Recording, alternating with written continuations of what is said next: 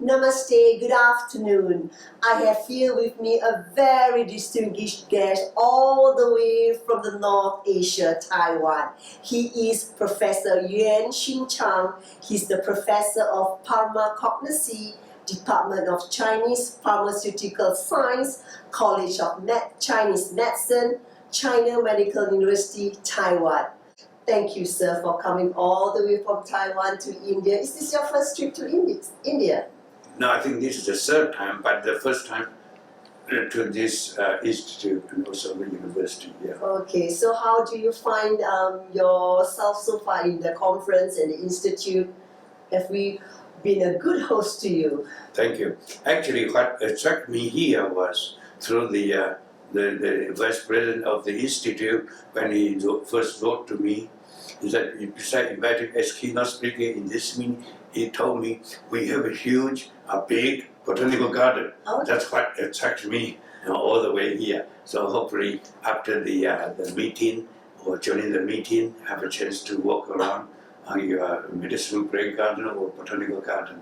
Yes, we will surely bring you to our garden as well as laboratories where all the scientific works has been done, and I think you will be very impressed. Thank you. So far, I mean, understand you're coming from Impal, which is in the northeast India, and coming all the way. So is there any difference between the science over there, science over here?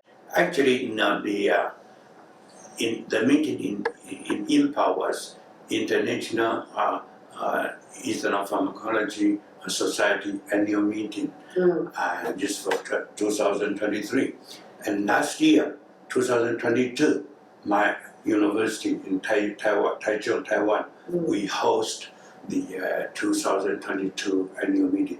Unfortunately, at that time, because of the COVID, all the meetings can only be held in virtual mode. Okay. Sure. For our local participants, we do participate in patient or in hybrid, but most of the international speakers just cannot show up. That's unfortunately. But this time, because of the COVID-19 situation, become easier worldwide. So it's many participants show up in the Impal meeting there. Okay. So based on your short visit here, also because you've been in India, so what are your views about the science in India? I mean, like what Patanjali Research Institute has been doing is to combine traditional medicine, which is Ayurveda, similar to traditional Chinese medicine, and then putting science together. So as an expertise, as a professor, what would be your advice to Patanjali Research Institute as we continue this journey? I think in India, of course, yoga, just do the practice, just like a trainer we do in Taiwan or in China. But you have Ayurveda medicine, you use the herbs, so it's similar to what we did in traditional Chinese. We also take the herb and make tea, make decoction, are basically the same. That's why in my talk, I do try to, because many herbs used in Ayurveda medicine are exactly the same as what we use in traditional. And then the chemical specification or the criteria or the standard should be harmonized.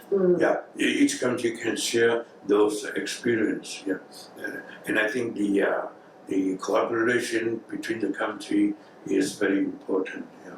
Yeah, that's a very good advice. I think we look forward to collaborating with Taiwan as well as we exchange ideas. So I think when you visit our laboratories and herbal garden, you'll be able to see the kind of expertise and all the machines that we have.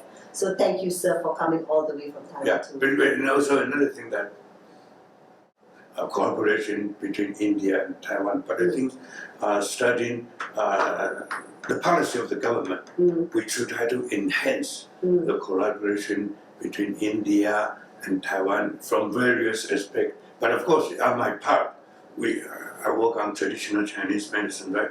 We also try to cooperate with the traditional medicine area in India. So I think that's important. And also, Oh, very encouraging and very supportive. And we certainly look forward for good collaboration and also working relationship and partnership with Taiwan University and Taiwan itself. So thank you, sir, for coming. Namaste.